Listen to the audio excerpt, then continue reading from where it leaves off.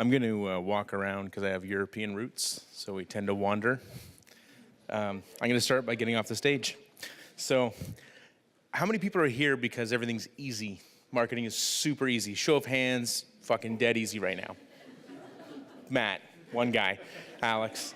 How many here because they want an idea? Something to be made easier for them. That's why you have agencies. That's why you, right. Hey, show of hands. Survey again. Lots. Okay, great. I'm going to try and give you two things that are kind of cool. So I will come back and keep an eye on my time, but two things in 5 minutes. So ideas and creativity, how do we get there? I'm also watching the poll on my likes on my photo on the LinkedIn feed, and Jay's profile picture is getting more likes than me, and it's a fucking issue. So how do we get here? So about Dipley, we're one of the fastest growing publishers in the history of the internet, engineered entirely around social discovery. Very unique. Canadian operation based out of London, Ontario. We have about 78 million followers. Me, not quite 78 million followers. Lead a team of talented, let's just say, content creators at Dipley. Very true. So content reports to me. Lots of creativity. We publish about 1,000 new creative ideas every month. What can I tell you tonight? So there's two things. Curation is creation. So it used to be this notion that you had to go with a top-down approach. So the way the market used to be built was this way.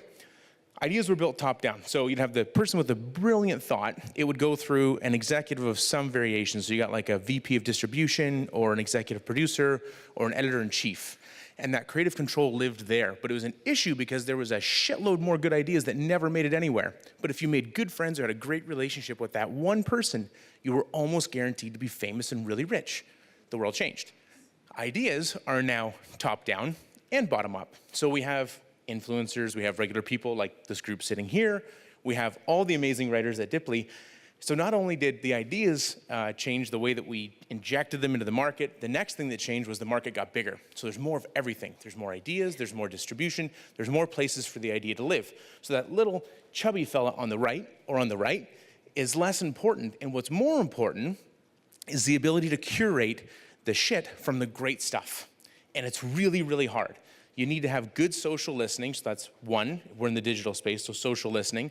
And a lot of people here were talking about people. You got to have good, smart people that know what to look for. Human intuition still plays a huge part in what Dipley does. Even though we have 78 million social fans, we still need to have somebody pairing up that data analysis with what our fans want. So that's part number one. Okay, I'm about halfway through. We're moving at a good pace. Where we've learned to actually find ideas. Ideas generally start here. This is basically where most of the ideas that you see given birth to start, here, in some narrative form or another, either on a platform, with an aggregator, in the comment section of your friends, on Medium, where original ideas are born, on Twitter, on TMZ, a category expert you would call it, or on Cheddar, somebody who's looking for net new ideas. This is where they start. Okay, we gotta move faster. Packaging for the win. This is the second lesson. So curation is creation. The second lesson, or the second tip that I'll give you from Dipley, let's talk about Valentine's Day. So I wasn't gonna try and out-creative the creators tonight. We have the president of a creative agency, and you've got me. Like, good luck. So I went with numbers. Check this out. At the top, there is the exact same idea as the bottom of the list. You've got, what's the number? Let me just stand back. 1.1 million social engagements measured for this zoo will name a cockroach after your ex and then feed it to the meerkat on Valentine's Day. This is a real story. This was actually published, and this is how much social traffic engagement it actually picked up. It's measured. At the bottom of the list, somebody didn't get that kind of ranking. They picked up 185,000 social engagements. What's the difference? I'll tell you. Let's take the top and the bottom. Super easy analysis to do. This is the article. The one on the left is actually 1.1 million engagements. The one on the right is 185,000 engagements. Let's break it down for the packaging. What's the value in this for the reader or the person who's in their newsfeed? Any guesses? Shout it out. Cuteness. Cuteness is interesting. Would anyone think that the publisher on the left who actually won had way more fans?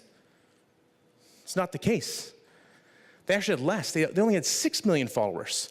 The packaging is the difference. Creativity does matter. Everything that these people have stood up here and told you, it matters immensely the way that you relate that idea to a person.